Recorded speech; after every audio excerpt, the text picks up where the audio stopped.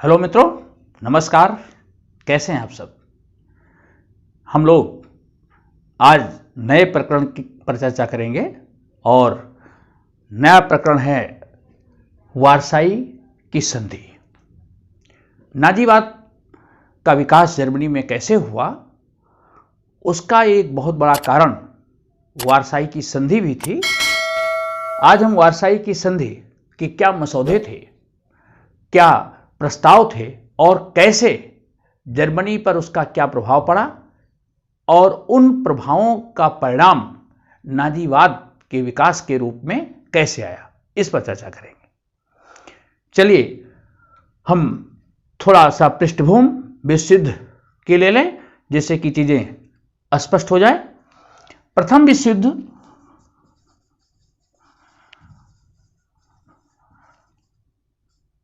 28 जून 1914 से प्रारंभ हुआ था और यह विश्व युद्ध 11 नवंबर 1918 तक चला। 28 जून से प्रारंभ हुआ, 11 नवंबर 1918 तक चला। 4 वर्ष 3 माह 11 दिन तक चलने वाला संसार का सबसे पहला महायुद्ध था, जिसमें बहुत से देशों ने भाग लिया। 2 गुट थे, एक केंद्रीय शक्तियां, केंद्रीय शक्तियों में से थी जर्मनी, ऑस्ट्रिया हंगरी,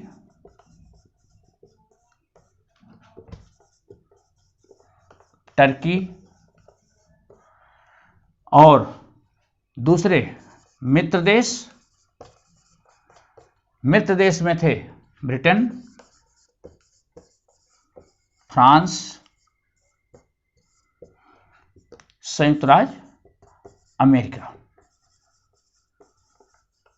और इनके सहयोगी देश। प्रथम विश्व युद्ध में मित्र देश जो थे, इनकी विजय हुई और केंद्रीय शक्तियां पराजित हो गई। केंद्रीय शक्तियां जब पराजित हो गई तो पराजित शक्तियों के साथ संधि वार्ता हेतु, संसार में शांति की स्थापना के लिए और विश्व में राष्ट्रीय राज्यों की स्थापना के लिए, फिर भविष्य में संसार को ऐसी युद्ध की विभीषिका न झेलनी पड़े, इसके लिए पेरिस में 1919 में एक शांति सम्मेलन आयोजित किया गया। जो मित्र देश थे, इन मित्र देशों ने पेरिस में एक शांति सम्मेलन आयोजित किया 1919 में। जनवरी 1919 में पेरिस में शांति सम्मेलन आयोजित किया गया। इस सम्मेलन में 32 देशों ने भाग लिया।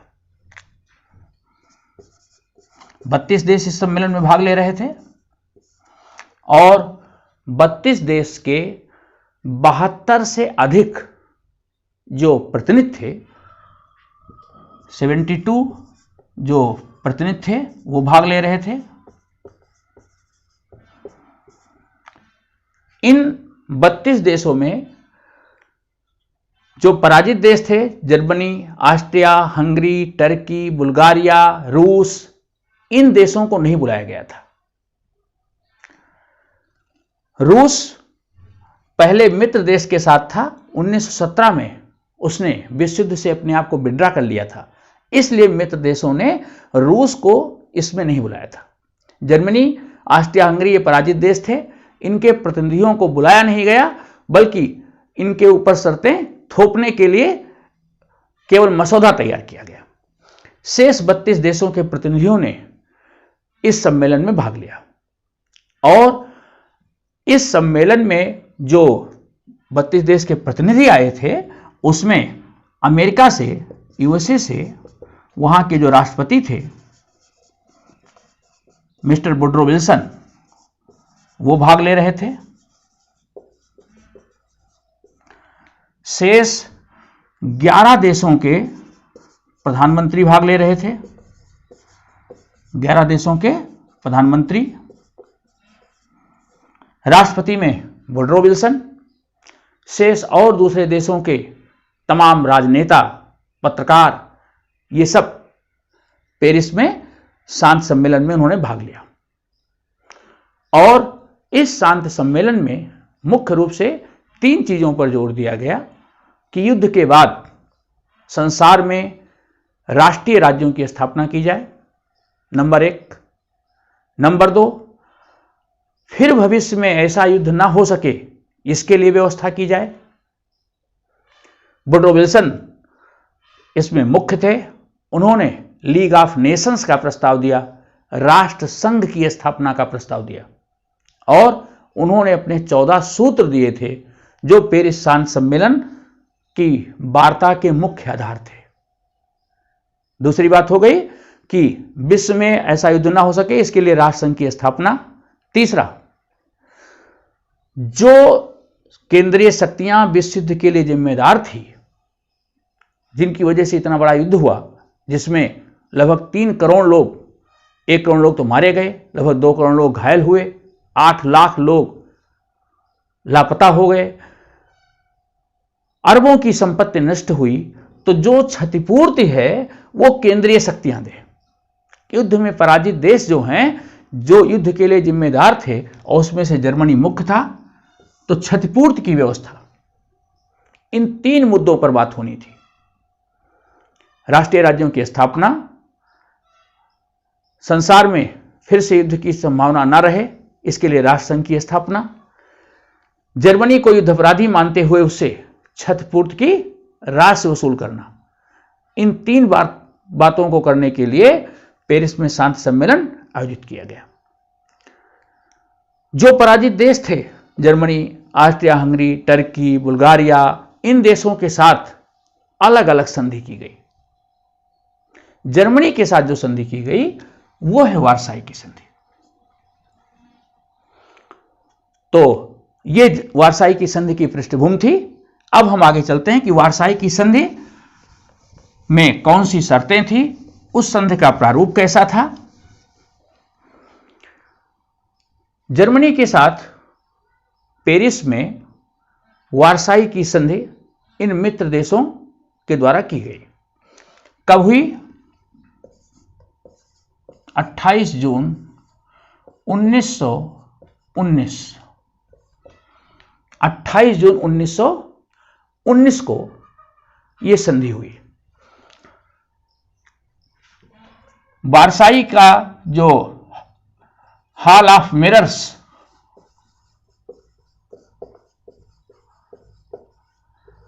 वारसाई का प्रसिद्ध स्थान जो हॉल ऑफ मिरर्स है, वहां पर यह संधि जर्मनी के प्रतिनिधियों ने हस्ताक्षरित की। जो जर्मन प्रतिनिधि थे,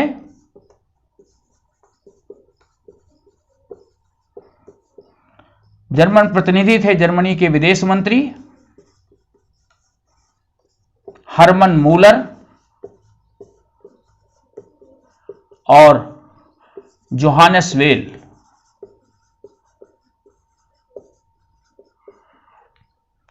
इन के हस्ताक्षर इस संधि पत्र पर हुए। बहुत रोचक तथ्य हैं, जरा ध्यान से सुनिएगा। वारसाई की जो संधि है, इसका मसौदा तैयार करने में 4 माह से ज्यादा समय लगा, और इस वारसाई के संधि पत्र का जो मसौदा था उसमें 230 पेज थे, 15 भाग थे, 440 अनुच्छेद। वारसाई संधि के मसौदे में 230 पेज थे, 15 भाग, 440 अनुच्छेद, 4 माह का समय इसको बनाने में लगा।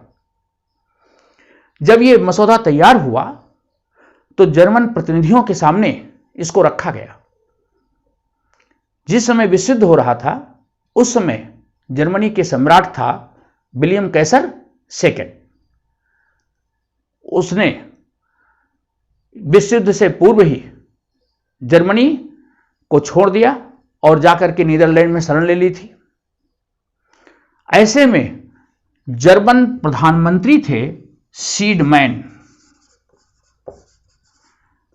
सीडमैन को हस्ताक्षर करने के लिए कहा गया। ये प्रधानमंत्री थे। प्रधानमंत्री सीडमैन ने हस्ताक्षर करने से इनकार कर दिया। इन्होंने कहा यह एक ऐसा संधि प्रस्ताव है जिस पर हस्ताक्षर करने से ऐसा कौन सा जर्मन होगा जिसके हाथ जल नहीं जाएंगे। मतलब जो संधि के प्रस्ताव था, वार्साई संधि का जो प्रस्ताव था, वो पूरी तरह से जर्मनी के विरुद्ध था। अत्यंत अपमानजनक शर्तें जर्मनी के ऊपर जबरदस्त तरीके से लागू की जाने वाली थी। फिलिप सीडमैन ने हस्ताक्षर करने से इनकार कर दिया और इन्होंने अपने पद से त्याग पत्र दे दिया।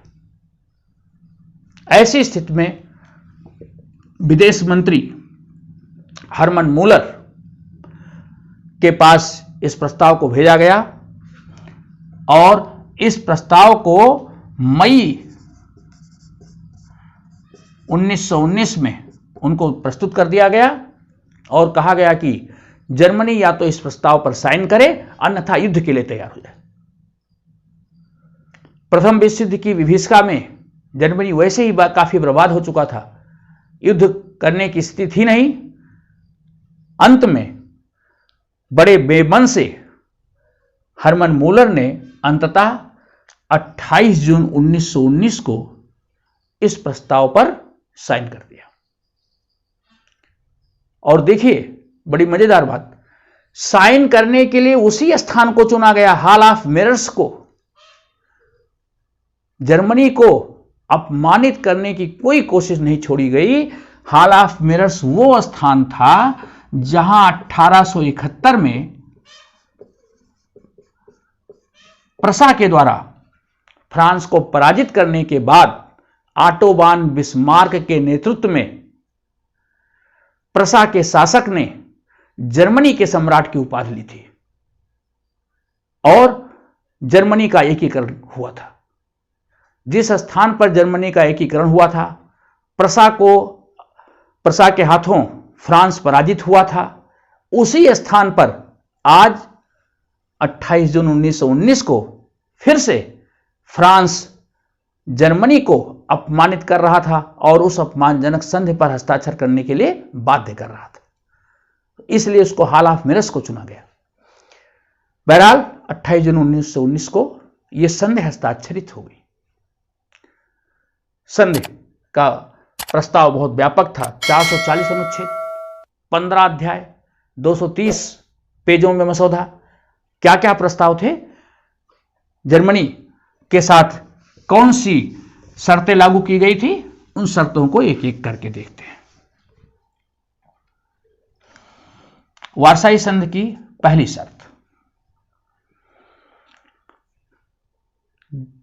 जर्मनी का जो खनिज संपदा से बहुत समृद्ध क्षेत्र था अल्सेस लारेन,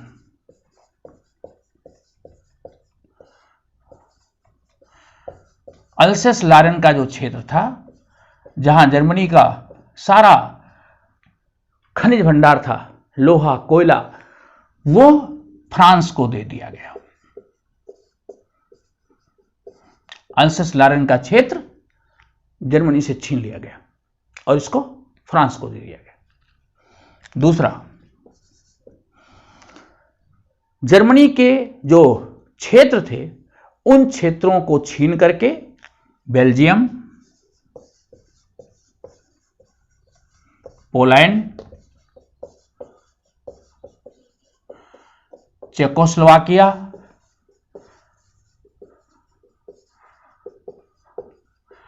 ये 3 नए देश बना दिए गए।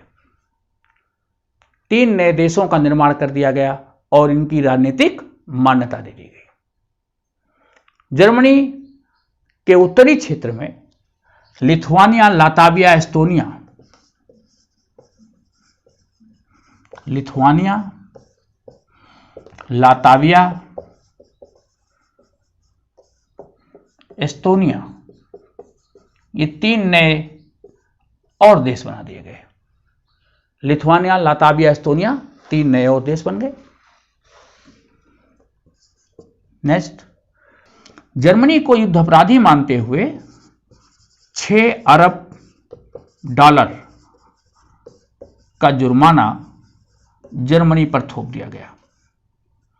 जर्मनी को 6 अरब डॉलर की धनराशि चुकानी थी। जर्मनी की मुख्य जहाजी नहर है राइन नदी। राइन नदी जो वहां की मुख्य जहाजी नहर है, राइन नदी का क्षेत्र सेना रहित कर दिया गया। अर्थात जर्मनी इस क्षेत्र में अपनी सेना नहीं रख सकता था। राइन नदी को सेना रहित कर दिया गया। इस स्थान को पूरी तरह से निशस्त्रीकरण कर दिया गया। नेक्स्ट, जर्मनी की जो दूसरी जहाजी नहर है कील नहर, कील नहर को अंतरराष्ट्रीय घोषित कर दिया गया। अंतरराष्ट्रीय नहर घोषित कर दिया गया। कोई भी देश के जहाज यहां आ जा सकते थे। नेक्स्ट, जर्मनी की जो सैनिक संख्या थी उसको पूरी तरह से खत्म करने की कोशिश की गई, जिससे कि जर्मनी भविष्य में सर ना उठा सके और संसार के लिए कोई ऐसा खतरा ना हो सके। देखते जर्मनी की सैनिक व्यवस्था क्या की गई। सैनिक क्षेत्र में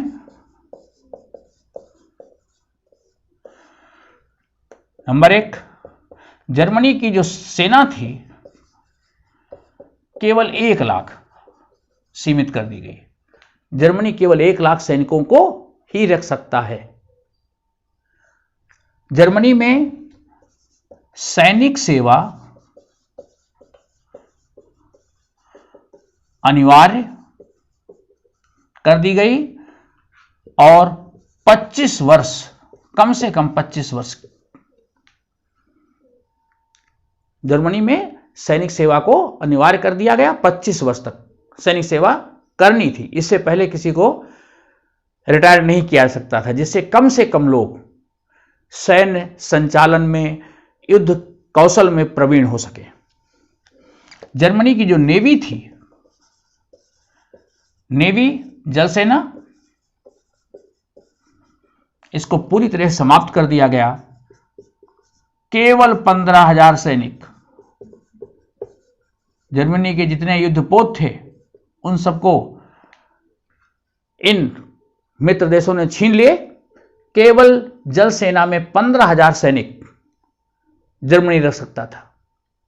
इसी तरह एयरफोर्स जो जर्मनी की थी, जर्मनी केवल 6 हवाई जहाज, 12 टारपीडो नौकाएं,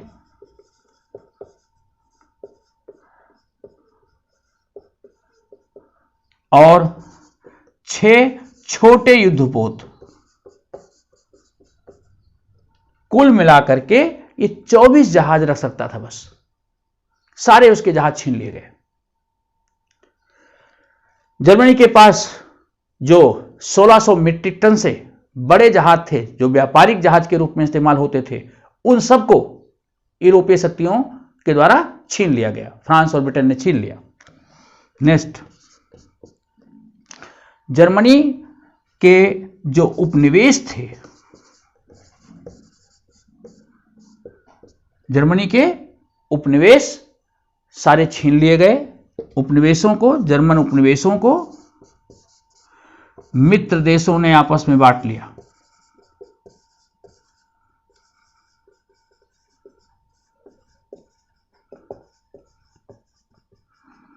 तो सैनिक संख्या कम कर दी गई, उपनिवेशों को भी छीन लिया गया।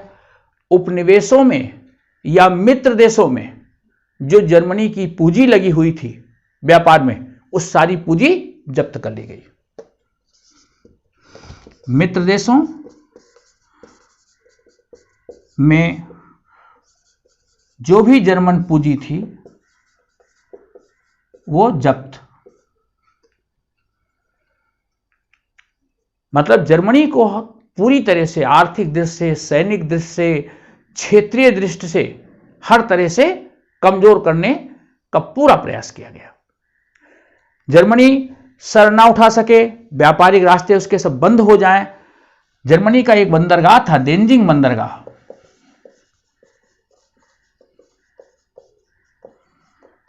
इसको जर्मनी से छीन लिया गया और इसे पोलैंड को दे दिया गया। देंजिंग बंदरगाह पोलैंड को दे दिया गया। ये उत्तरी क्षेत्र में क्षेत्र था, बिल्कुल डेनमार्क के पास आर्कटिक क्षेत्र की तरफ मुख्य बंदरगाह था जिससे जर्मन अपना व्यापार कर सकते थे। उत्तर की ओर स्थित इस प्रसिद्ध बंदरगाह को पोलैंड को दे दिया गया इसके हाथों से। इसी तरह स्लेस्विंग का क्षेत्र था, जो स्लेस्विंग का क्षेत्र था इसे डेनमार्क को दे दिया गया।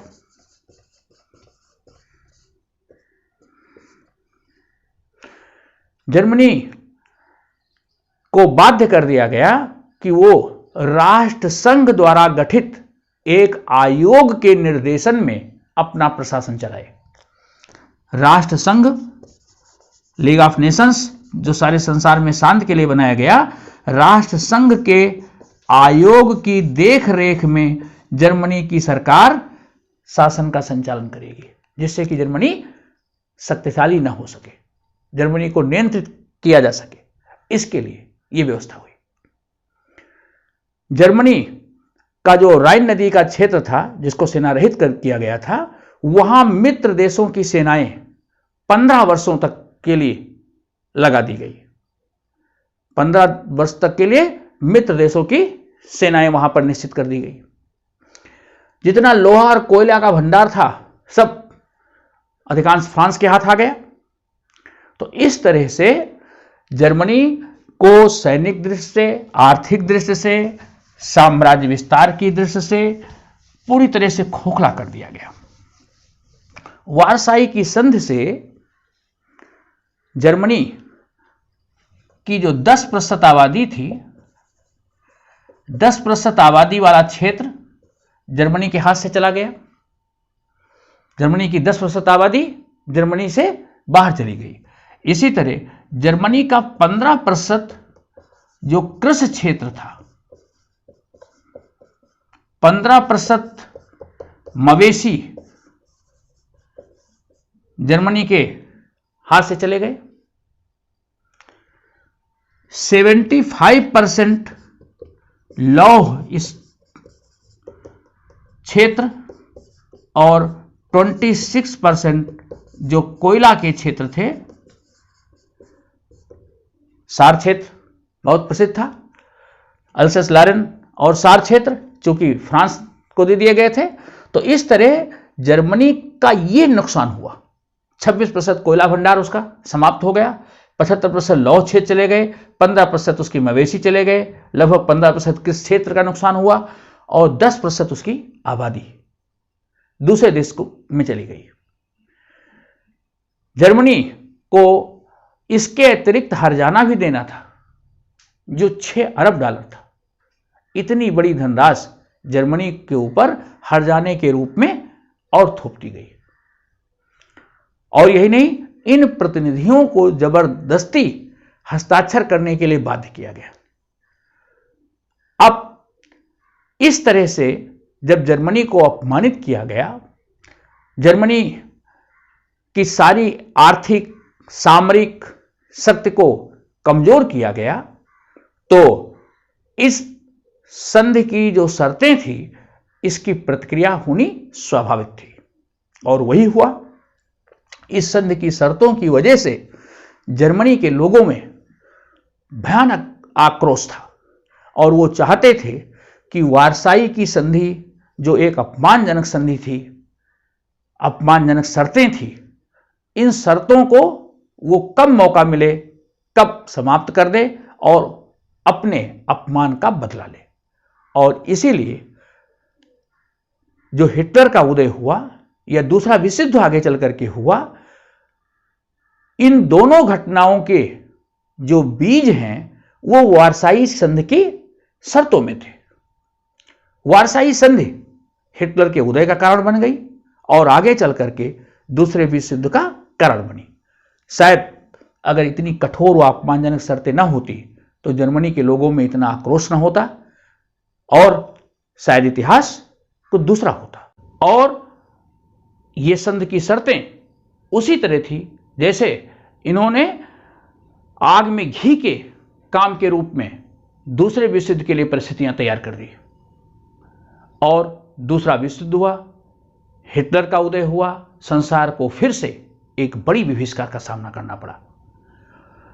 इन सब के लिए अगर कहा जाए कि वारसाई की संधि कहीं न कहीं जिम्मेदार थी तो वो गलत नहीं होगा। आपको वीडियो कैसा लगा, आप अपनी प्रतिक्रिया भी देंगे, अपने मित्रों को भी शेयर करेंगे और मेरा वीडियो अगर पसंद आता है तो सब्सक्राइब भी करें और बेल आइकन को दबाना न भूलें। धन्यवाद।